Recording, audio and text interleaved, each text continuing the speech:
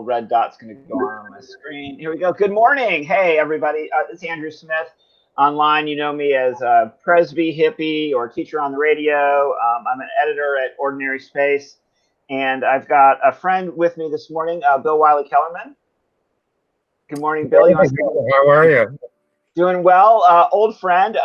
A little bit of context. Bill was my pastor when I was 19 or 20 years old for a brief moment in the late 1980s in Detroit, Michigan, where he is from and where he is geographically very active in the community of Detroit. But he's a retired Methodist pastor, a prolific author, and a activist in the streets to stop the water shutoffs, to protect low-income people, to oppose the war machine.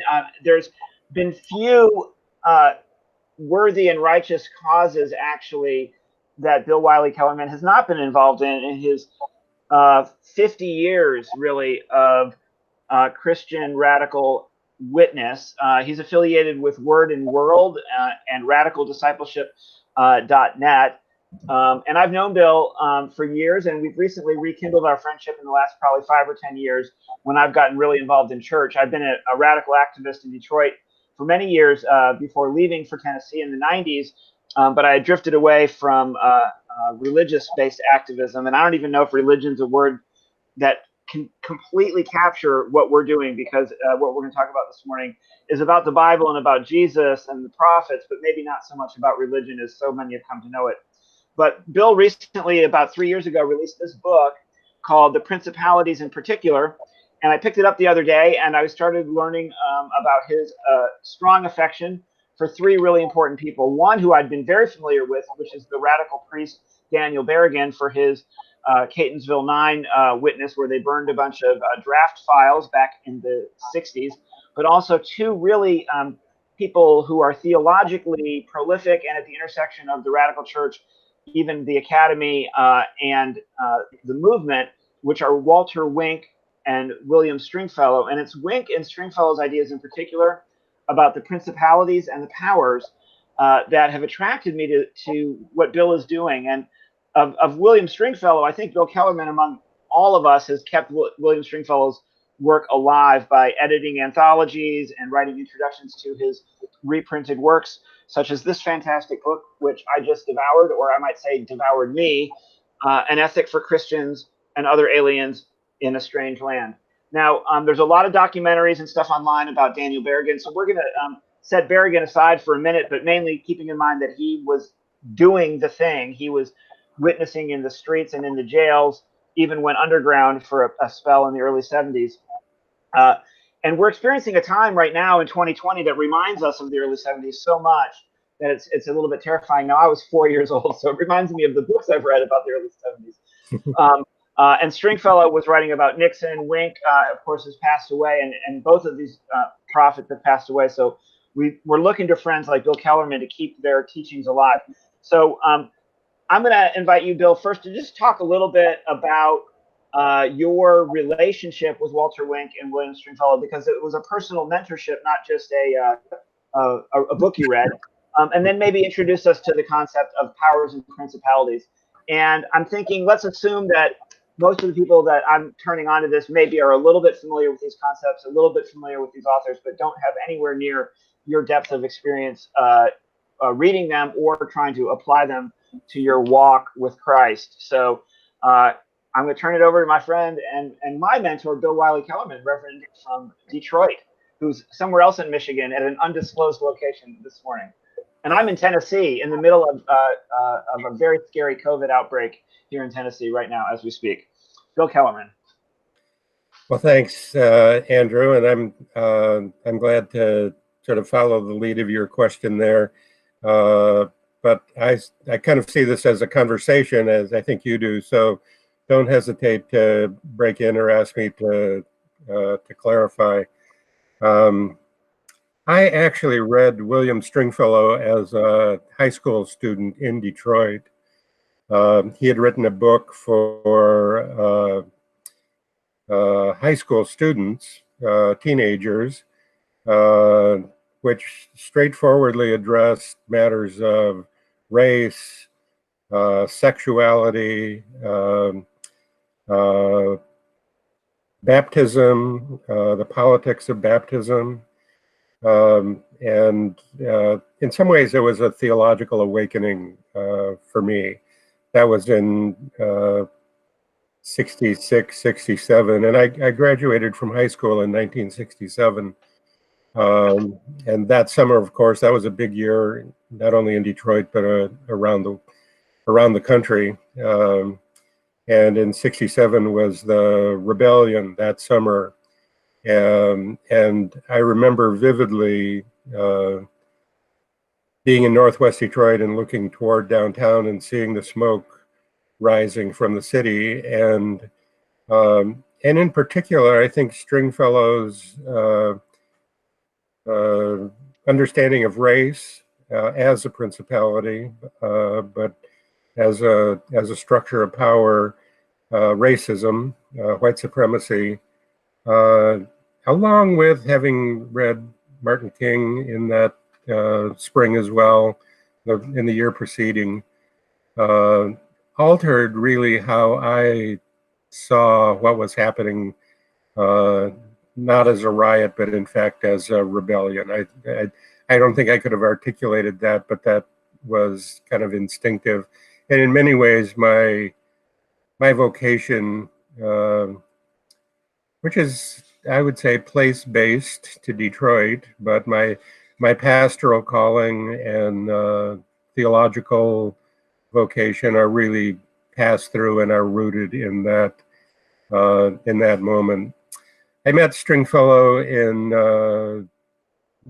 kind of casually when I was in college. He came to speak. He was ill at the time, had an undiagnosed ailment,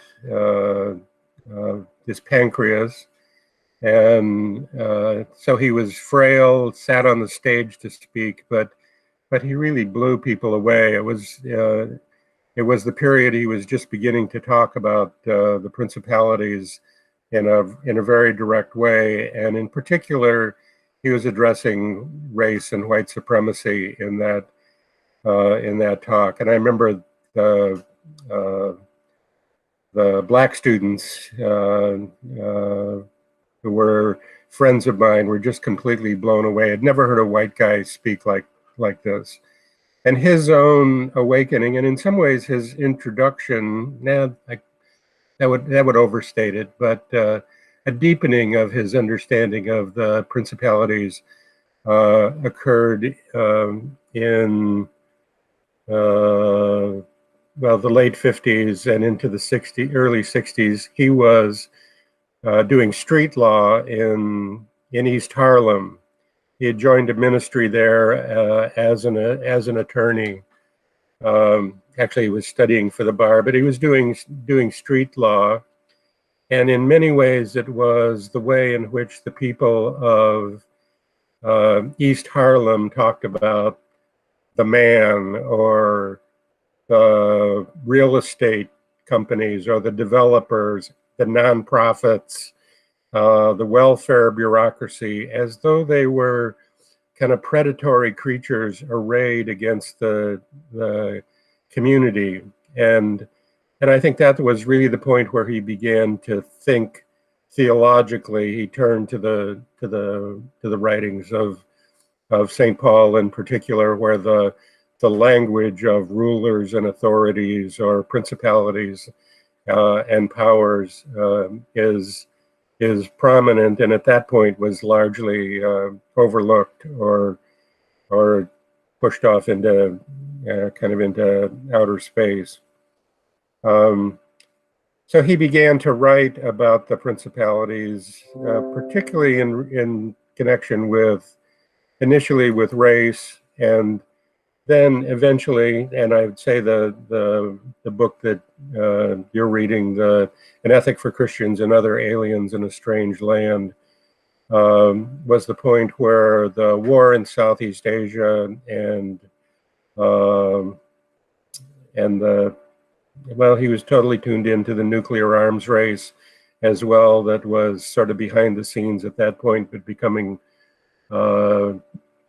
much prominent again, and his analysis of the powers in that period were very much instructed by white supremacy and militarism.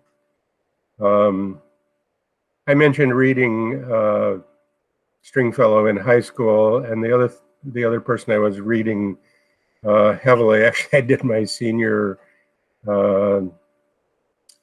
term paper where you learn how to use note cards and footnotes and all on, I wrote it on civil disobedience, and I was heavily reading Martin Luther King. And of course, that spring he had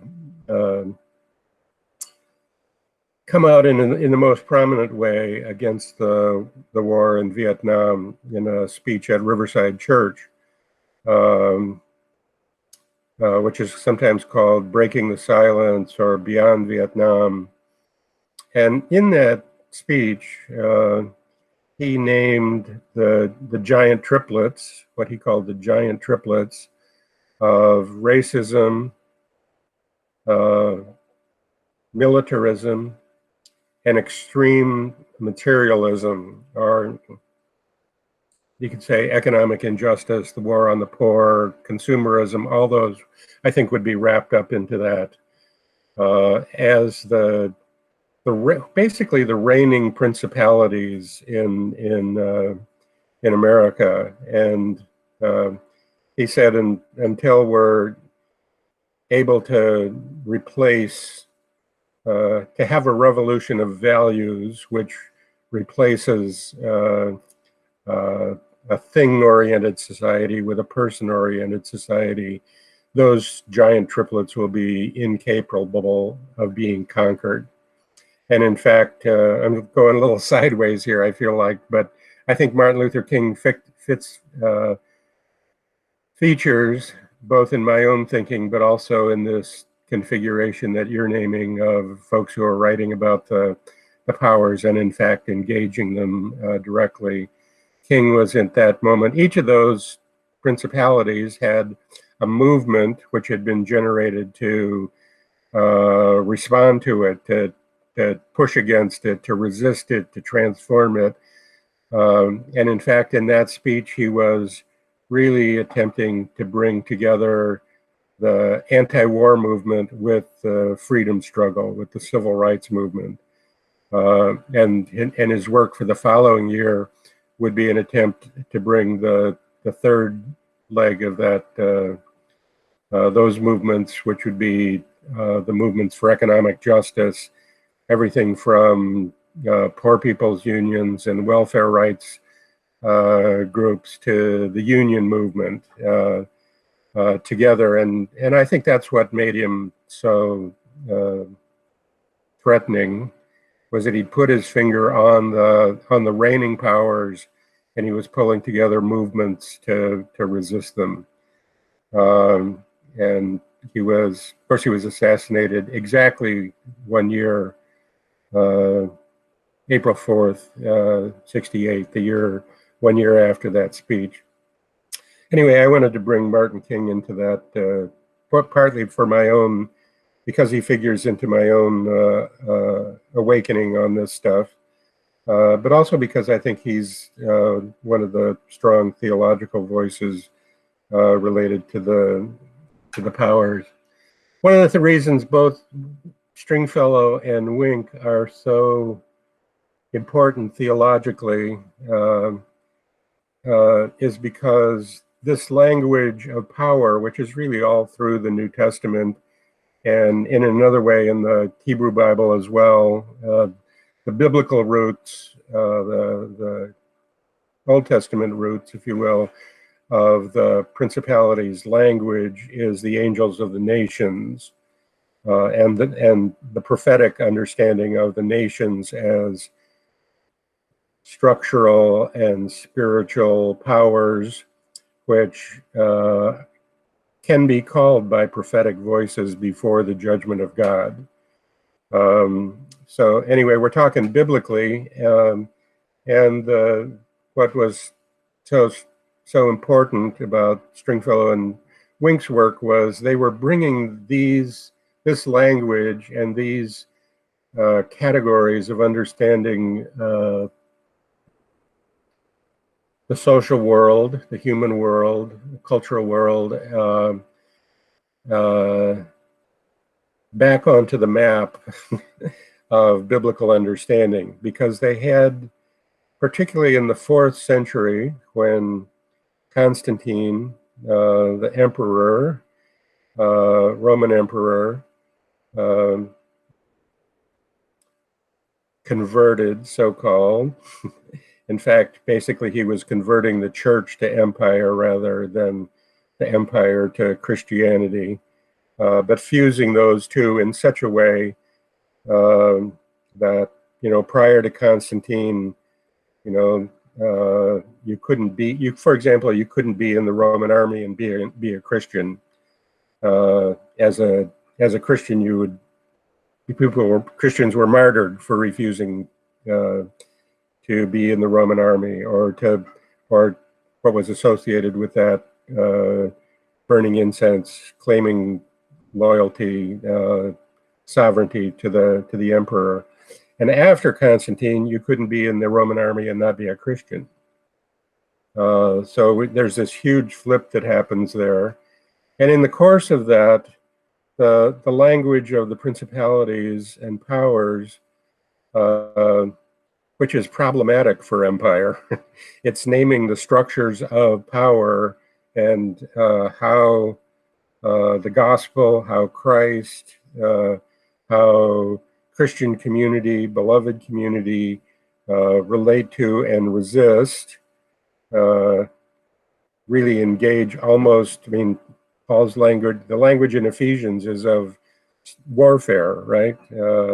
Our struggle is not with flesh and blood, but with principalities and powers.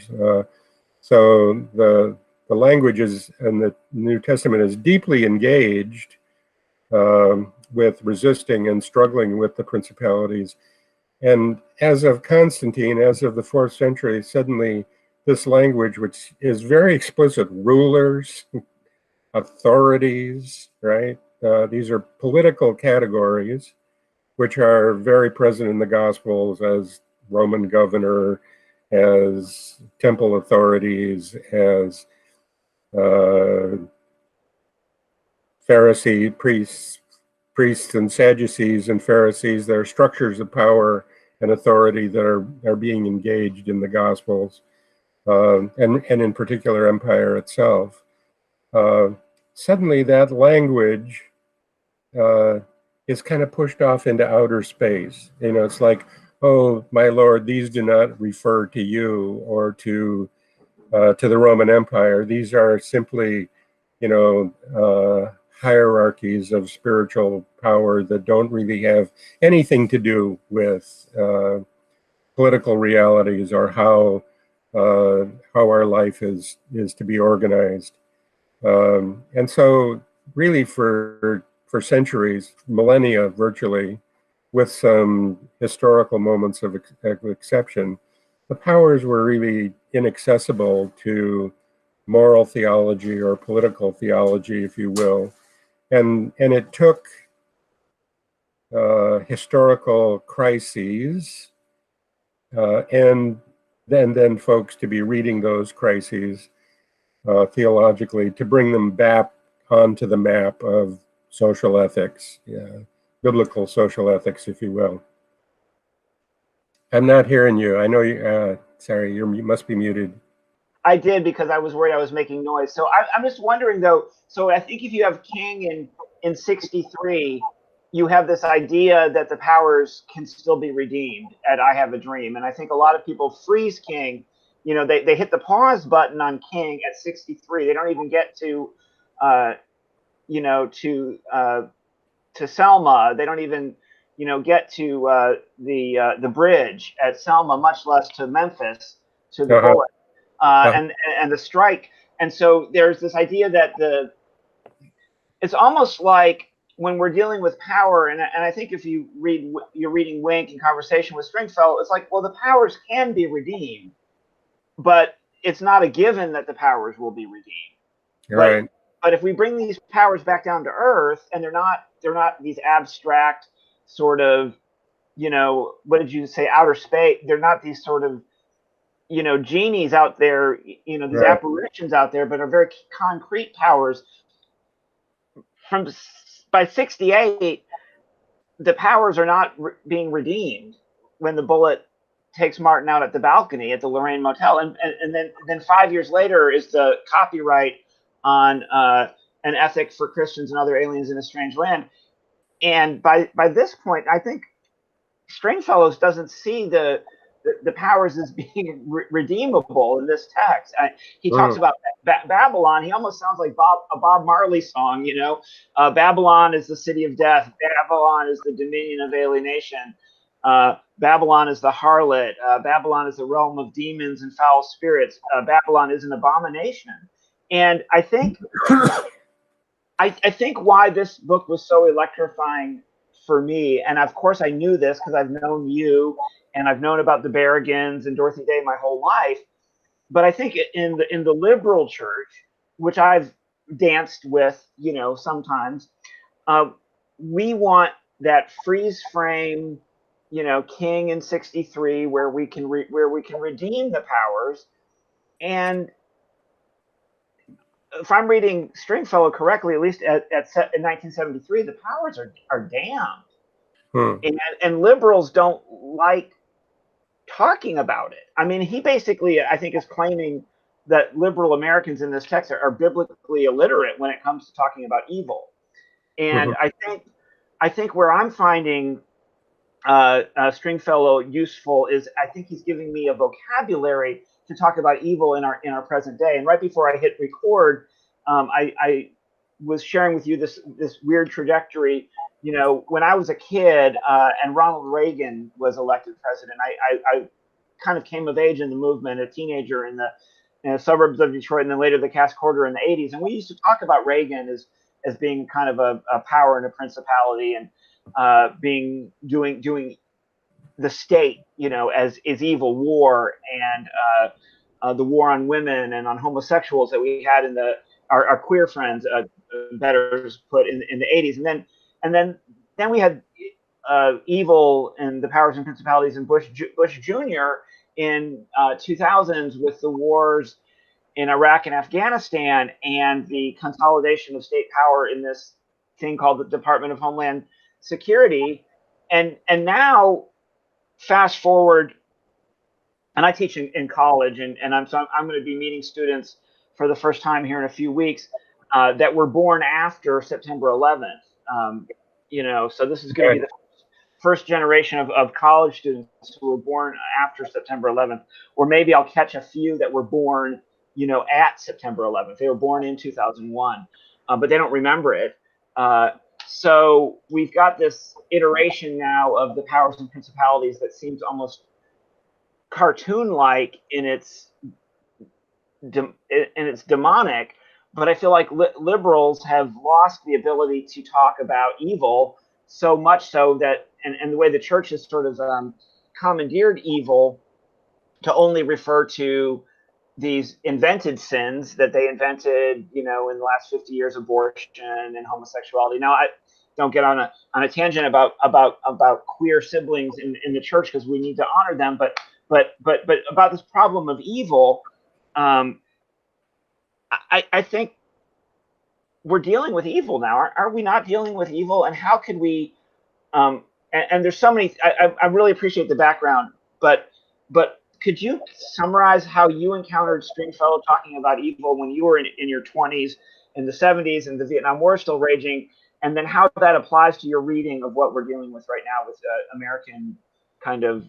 I almost feel like we're dealing with this almost imperial parody. It's almost like a circus now, and it's a obscenity, but it's also kind of hilarious at the same time. I mean, it's grotesque, but it's almost catastrophically ridiculous,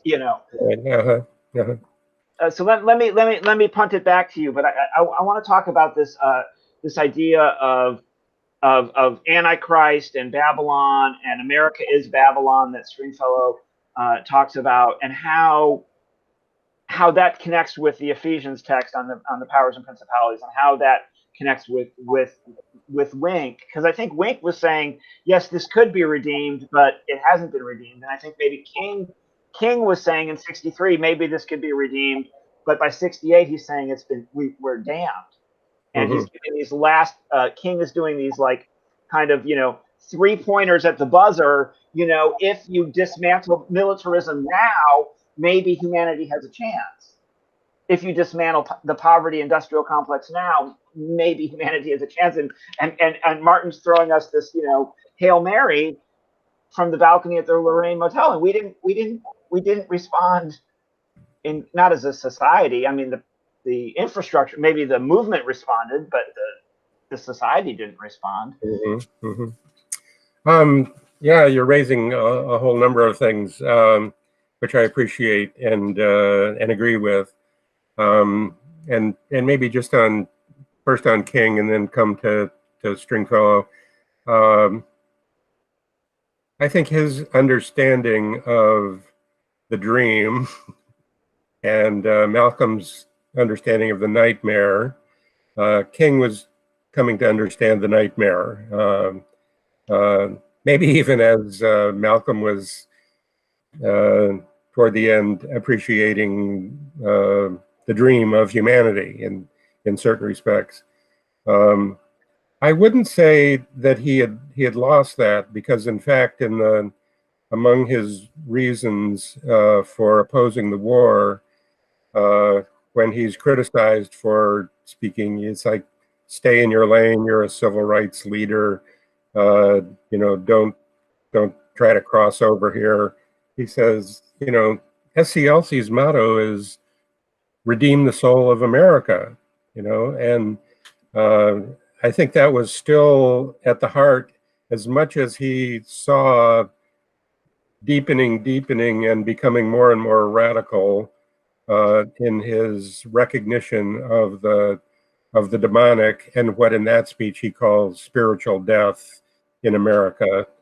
I don't think he ever lost the hope of transformation, and he laid his life down on that. Stringfellow, when you mentioned Reagan, I think it's fair to say that a number of his important books were written against the backdrop of particular administrations. He wrote a book called Dissenter in a Great Society, which is a theological critique of the LBJ era and regime. The book that you're attending to, An Ethic for Christians, is written during the Nixon regime. And he subsequently wrote a volume really about where he puts his finger on blasphemy, imperial, national blasphemy in the nation, as you say, Babylon, again, in the Reagan administration, in what was his final book called The Politics of Spirituality. So it's interesting.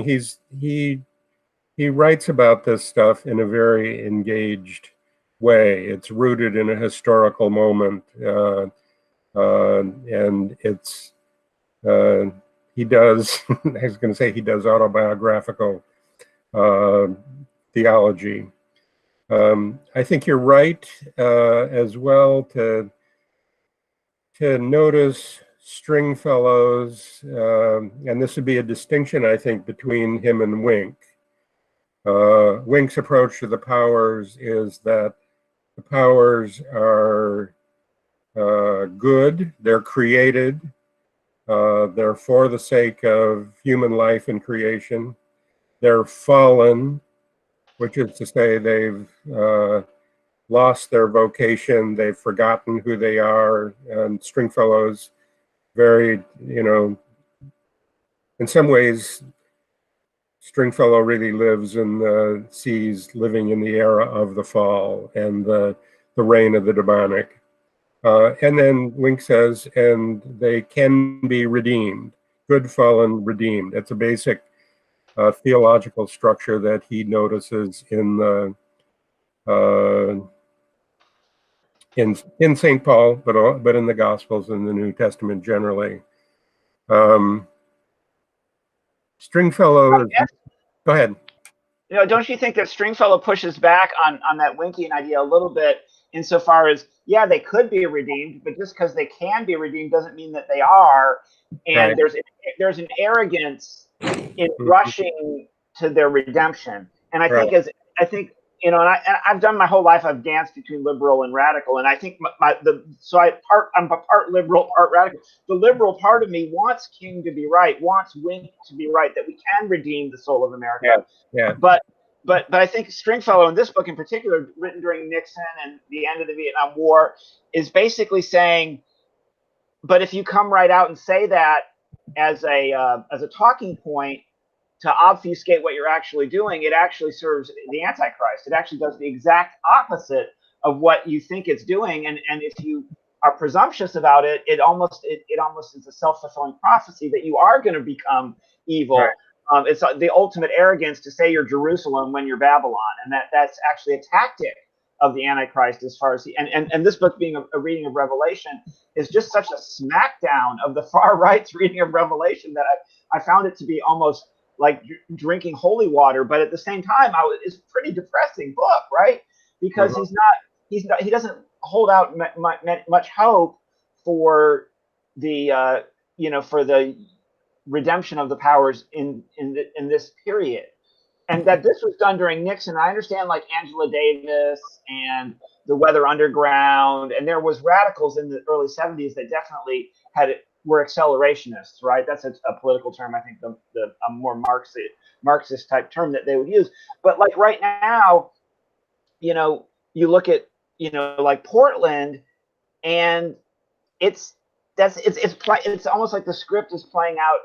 Is playing out again, and the church, there's such a large portion of our siblings in Christ, Bill, that are just eating this kind of baby food right off the nipple of empire. I mean, it's just, to use a fairly vivid metaphor here. Don't you think it is kind of like, you know, imperial Christianity? I mean, Constantinian, Trumpian, imperial Christianity is sort of just feeding people this nonsense. And I wonder if there's a discomfort in the church. I'm definitely seeing the left being energized in America, but I'm wondering about the religious left, you know, not necessarily people like us, but being comfortable talking about evil. Does the current situation make it okay for us to talk about Antichrist and to talk about evil? Because I feel like those terms have been used against us in terms of sexual diversity, in terms of, you know, lifestyle issues, basically, you know, and so I feel in some liberal religious circles to talk about sin and evil, to rebuke to rebuke one another in the name of Jesus, I rebuke thee for your, you know, appeasement of these powers. You know, I feel like I'm channeling my friend Ed Loring. I think you know Ed and Murphy, but you know, like I just feel that the times call for us on the left to shake out our discomfort with talking about sin and evil and call this what it is, which is, I saw somebody describe the riots the 2 weeks after George Floyd's murder, the riots as the wrath of God. I saw somebody on Twitter refer to the riots as the wrath of God, and I thought, finally. Somebody, you know, I don't want to necessarily go out and say, let's, you know, burn it all down. But while it's actually burning down around you, to say maybe this is the wrath of God, I thought it was on Christian Twitter that I saw that comment. Christian Twitter is nomenclature for people who do their activism online, you know, from the church side. What do you think? Do you think Wink is right? I saw you leaning into Martin. I mean, are we gonna redeem America, or is America done, or what's going to happen? And how do we be the church? Are we like Bonhoeffer? Do we have to be like the confessing church and be kind of like underground? Or I don't know. I don't even know. I lost a job in church recently, which is inspired me to be radicalized yet again at 52 years old, having lost a fairly comfortable middle class church, middle of the road, middle class, purple. They call us purple churches, where you have liberals and conservatives. Yeah. Is the purple church lost? I mean, do we even have a chance? I didn't call you just so I could preach to you, preach to my brother, but no, I'm looking for a conversation, and I find the challenges that you're offering to the and to Wink in particular, I think. I'm upset. I'm upset, is what it is, Bill. At my every time I've tried to make peace with kind of my liberal half, I always get smacked down like this. And the radical half, I think what I heard Stringfellow saying, and one of the takeaways is, I deal with addiction and anxiety and mental health problems, as so many of us do. And I think living in the society is kind of a mental health problem. But I find participating in resistance to be somewhat medicinal for me. And so when I'm talking to people like you and reading people like Stringfellow, I at least feel like I'm getting the better medicine rather than the medicine of accommodation. And I'm worried, Yeah. that the principalities and powers are trying to divide us, even in the whatever you would call the progressive community, around these topics of tactics. It seems like the 60s all over again, where we now have to go and to quote unquote demonize certain comrades because they're not using approved tactics, and that maybe this whole Portland dance is really, the state is really instigating all of the the confrontations and stuff like that. Anyway, I'm rambling now, but I'm curious if you think we're living in kind of an early 70s kind of crisis. And I mean, and what happened in 72 is that Nixon was reelected, and this book came out right after, this aliens book came out right after that. So Yeah. Mm-hmm. Are we doubling down for another 4 more years of neo-fascism, or what's going to happen, and how can we deploy Wink and Stringfellow and King to help us? I mean, should we be going more towards 63 King? I mean, should we be looking more towards this, finding those strands of hope and redemption? Is maybe do we need more of the redemptive side of Wink? What do you think, Bill? I think Stringfellow would say it's worse than you think it is. That's what I'm feeling right now, and I'm not a pessimist. Yeah, and you're also freer than you think you are. I think he holds together a kind of radical paradox.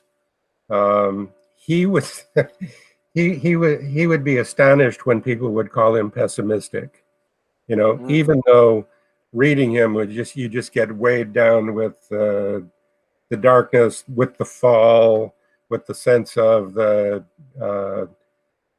embodiment of the demonic in empire and on the streets and in the prisons,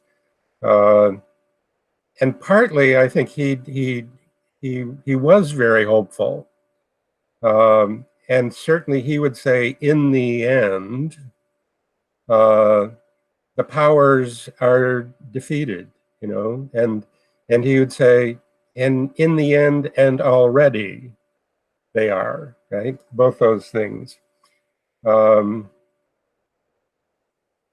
He would say also on the Antichrist matter, and actually Wink would as well, would agree on this, that Antichrist means anti-human. Stringfellow understood the lordship of Christ not as a divine title, but as a human title that represented the restoring of human freedom and authority over the powers, right? And that for him was a practical matter, living in freedom from the power of death, the fear of death, which is basically the source of the fallen demonic principalities and powers. Living in that freedom, there's nowhere you can't be and be in struggle. in the church, maybe even in the corporation till you get thrown out of there. But you can really be any place and struggle based on the freedom from the power of death.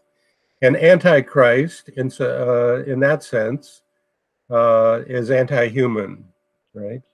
And I think that's we're living in a very anti-human, even anti-creation period that I'm very apprehensive about the next period. I think what we're looking at with the deployment of federal forces presages.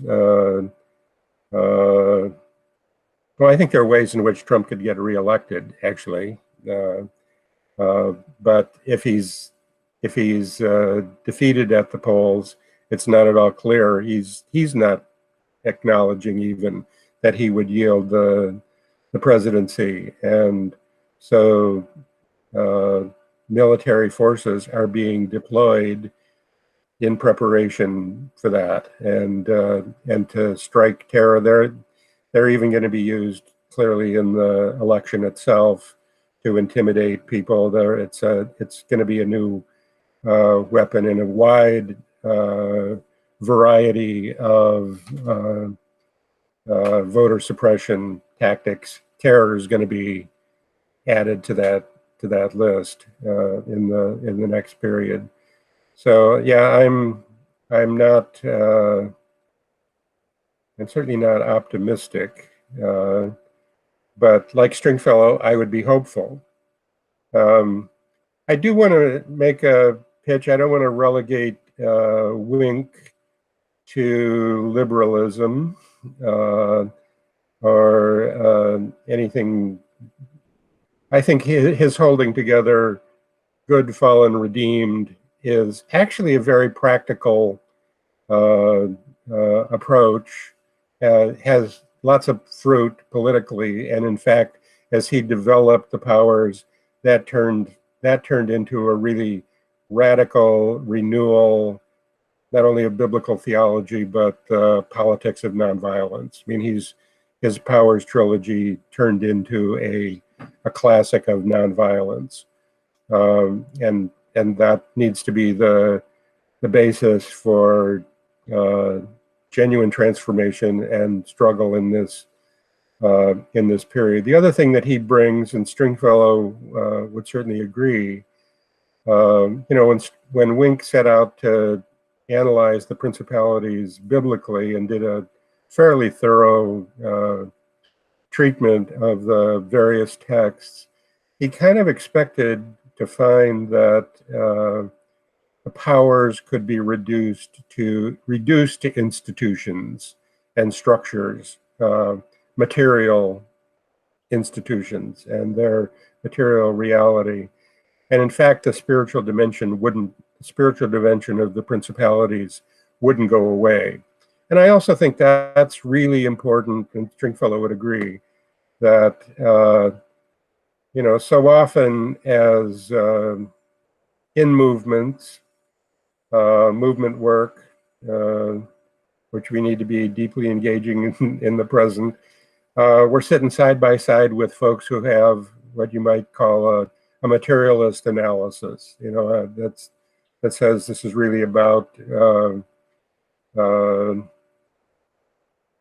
dismantling, defunding institutions, and that's a really helpful analysis that Christians need to be learning from at the table. But they also bring something to the table, which is an understanding of the spiritual dimension of institutions and ideologies and structures of power, which also alters how you engage them. I think part of the problems with the approach to, let's say, racism, which they were so engaged with in the present moment, is to treat it simply materially as a matter of laws and structures and being embedded in institutions, when in fact it's a demon. It has a spiritual dimension, and you can dismantle the Jim Crow laws and create voting rights, but it has a spirit. This is part of the fallen realism of understanding things. It has a spiritual power that rises up and reconfigures itself in new forms, right? And incarnates itself. So it has to be struggled with spiritual tactics, prayer, fasting, liturgy, song, poetry, art, culture, all those things which are spiritual resources, and which the freedom struggle understood. You know, the way in which movement, worship, the church was the place you went out from, you know, because with knockdown preaching and singing, you know, the powers were already cut off at the knee when you went out the front door to engage them in the streets, right? So are you seeing those things being reclaimed, and are you seeing nonviolence being reclaimed? Because when I joined the movement in the 80s as a late teen and 20 something, it was steeped in nonviolence, and it was steeped in all of these things that you're talking about. And I was out at the Nevada test site and in DC with Pentecost with Sojourners, and I think that's when I first heard about you, was through the Sojourners connections. And I'm just seeing that that there's a new militancy that is hopeful and radical. I mean, I love how these conversations about the prison industrial complex and the nature of policing and what policing really is, were brought so immediately to the forefront.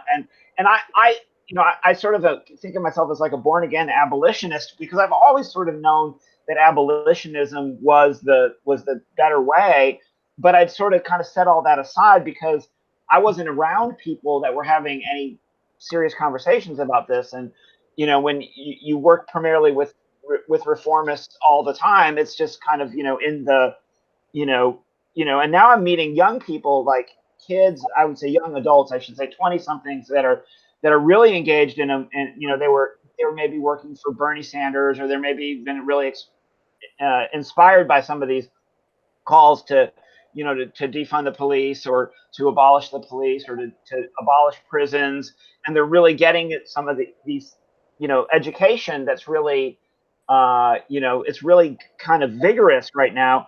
But I'm not seeing this spiritual part really being engaged the way that maybe I even as a kid, it would be like I would go from like kind of something like Peace Pentecost, where we're praying it up, or even in the 90s at Fort Benning, we would pray it up before we crossed the line. But then also you'd have the puppetistas, and you'd have Starhawk doing her neo-pagan thing, but also talking about these spiritual forces as being real. And I'm not catching a whiff of that yet in my brief encounters with the youth in this movement. They're fired up, though. I mean, the kids are fired up right now, and I just wonder how we can help to make radical nonviolence part of the vocabulary again, because I hear that hopefulness and that commitment in what you're talking about, and I think it's so important that those of us who have experience in struggle from other periods, when this vocabulary of nonviolence. I mean, for the liberals in our church circles, I would like to see us reclaim exorcism and rebuke, and talk about the wrath of God not as a bad thing, that sometimes that consequences, sin has consequences, and there are consequences for collective sin that I think we're reaping today, that I think it's okay to use sin language and rebuke language and wrath of God language. But I also feel like on the other side, for the non-religious in the movement who have this, like you said, a material analysis, who are talking very, very radical programs about defunding police and demilitarizing society and abolishing prisons, that there's a spiritual component for the struggle around love and nonviolence that I think religious activists really, I think we need to be super engaged with the young people to talk about these things. And I don't even know. I mean, my head is spinning constantly, about this, and history really presented us with this, because I honestly I did not anticipate this at all. I was in the early part of quarantine. I thought we were all going to have to go totally underground. I didn't anticipate this movement in the streets like we've had. But I think it's important to talk about that. And I realize now we've almost been on the call for about 50 minutes or so. So why don't you try to bring us home, Bill? Give us some kind of a benediction to this conversation, and we of course will continue to be in dialogue with each other. I've reignited a friendship with you, and I mentioned it also on the call with the Open Door community, which my friends from Nashville I was telling you about were connected with. But it was I was like 19 years old. I met you, and I met Ed and Murphy, and I find that y'all have not gotten off the beam. I've gone off in 10 different tangents since you've known me, but I want to get on the beam as far as this radical Christian witness, especially during these times, especially when the church, to me, seems so fallen. I'm surrounded by people who have connections to evangelicalism, and I'm a Presbyterian and Reformed. We have this neo-Reformed side that just seems completely have lost its mind. But I know there's people like you out there. I know there's people like Reverend Dr. Barber. He's made it a quadruplicate. He took the triplicate evil and he added, the destruction of the environment to that. And so, with the Poor People's Campaign, he's been preaching, the powers and principalities around a quadruplicate evil that includes environmental devastation. But I'm going to toss it back to you, Bill. This has been a joy, and I hope that this is we will continue to stay in close contact. I'll let you know how my Sunday school class goes with the Presbyterians here in Cookeville, talking about Walter Wink and the Principalities. But I want it's almost 11 o'clock your time, 10 o'clock my time, so I'll let you take a few minutes to kind of wrap us up and bring us to a benediction moment. Well, I'm sort of inclined to speak from the situation in Detroit these days.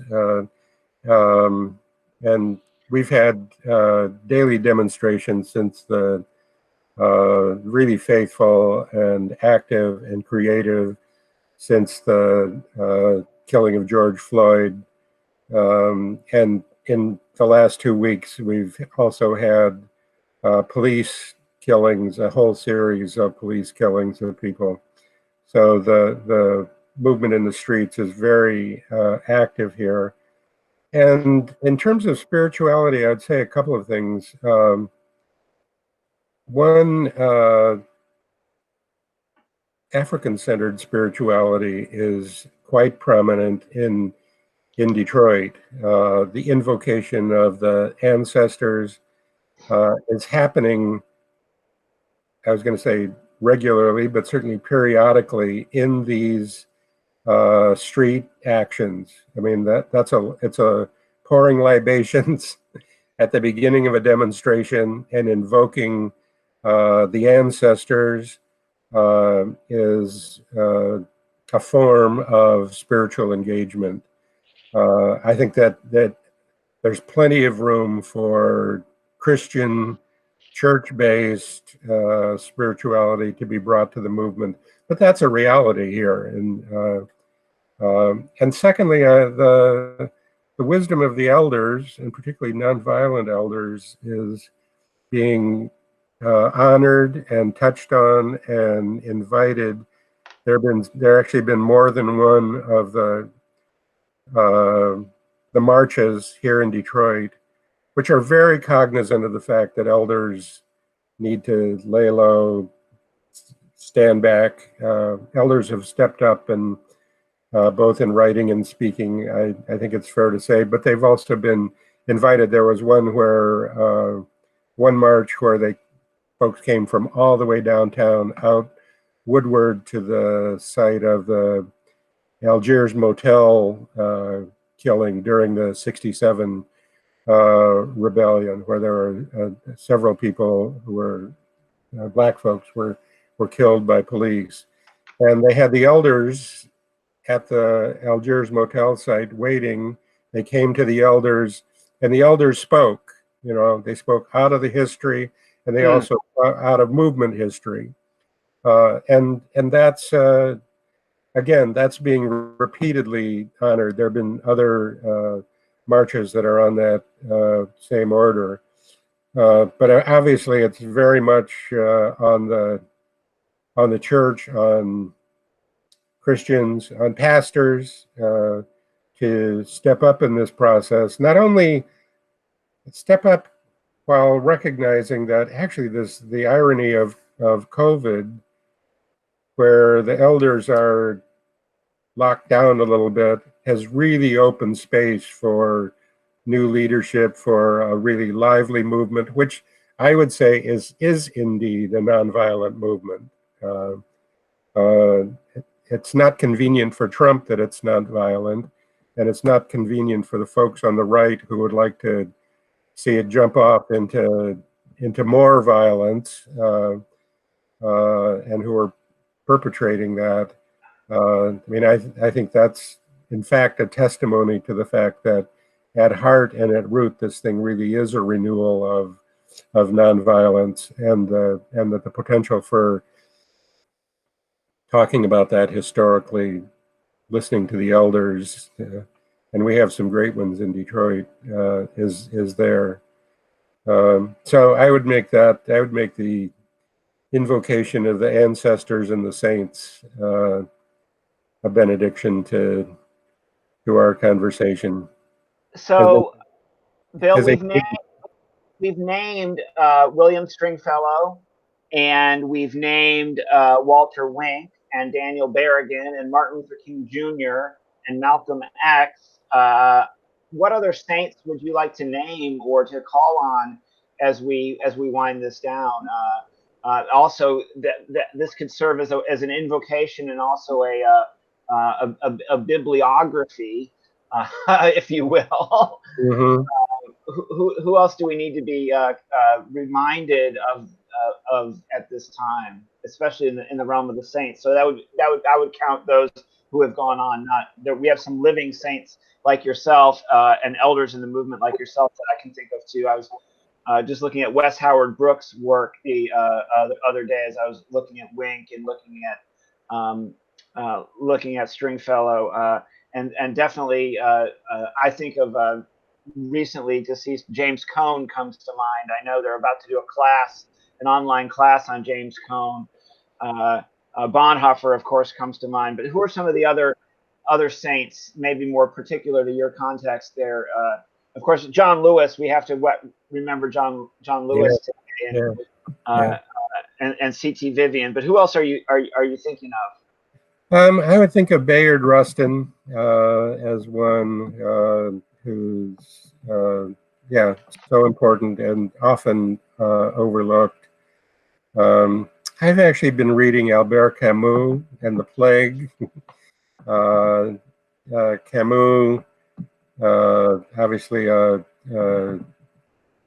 humanist existentialist, but actually in conversation with Christianity, addressing the church post-war.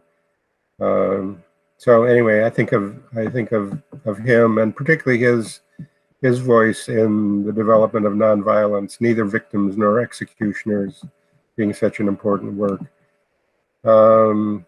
Locally, Grace Lee and Jimmy Boggs are Detroiters who live in that tradition and are very much being invoked in the present period. Coleman Young, mayor of Detroit. We really haven't had a mayor since him, in many ways in the city. So anyway, that would be a few. You could that's a list that could go on and on. Are you familiar with the Highlander Folk School? Oh, sure, yeah.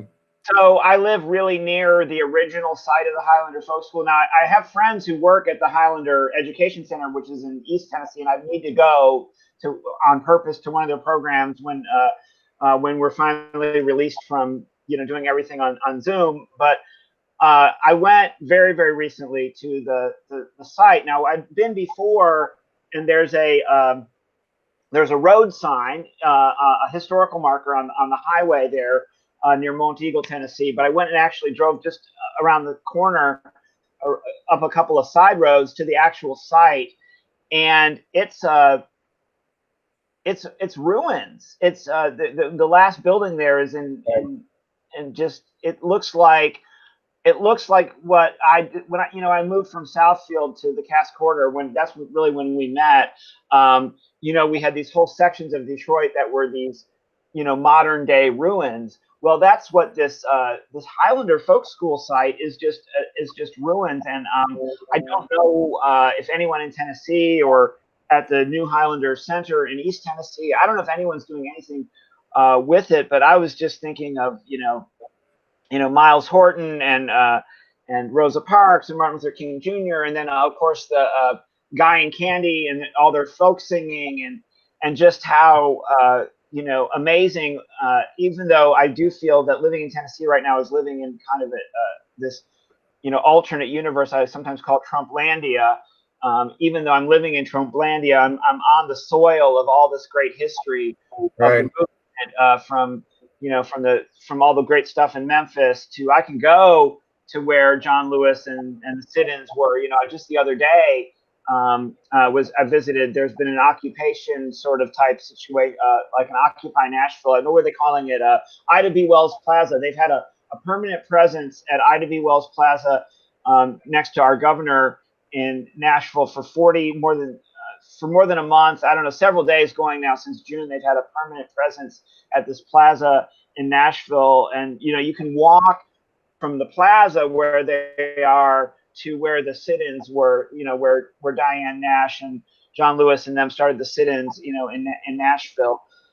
So definitely, I think we do stand on the shoulders of so many. Well, anyway, we've talked for an hour, a little over an hour, so I'm going to save this and put it out there on the internet. I'm not expecting that we're going to get, overwhelmed with hits, but hopefully we can be a benefit to a few people, and maybe I'll even type this up. But you've got some great YouTubes out there. Bill Wylie-Kellermann has got some great sermons and speeches on the internet, and he's got a great bibliography. So I would go to your independent bookstore if you can avoid the Amazon beast. Go to an independent bookstore and order the books by Bill Wylie-Kellermann. But I especially, and I haven't finished it, but I've been reading this book, The Principalities in particular, which inspired me to make this call because of my finally getting into Stringfellow, and what a dynamite teacher he is. And I really want to go out to Block Island someday and see their little cottage. Have you been to the cottage on Block Island? Many times. Stringfellow and Berrigan in some ways though I'd met him in college, Berrigan really put us together. So I would go at least once a year, sometimes twice, to the island. Sometimes when Dan was there, if Dan was not there, I would stay in the cottage. Jeannie and I, my wife, now gone to God herself, we honeymooned in the cottage. So yeah, that's that's incredible. Yeah. Well, anyway, lifelong friend and teacher of mine, the retired righteous Reverend Bill Wylie-Kellermann. Thank you for doing this little online chat with me today. I'm going to hit pause, and then let's stay on the call here and for just a few minutes and wrap up. But I'm going to stop the recording. Thanks, Bill.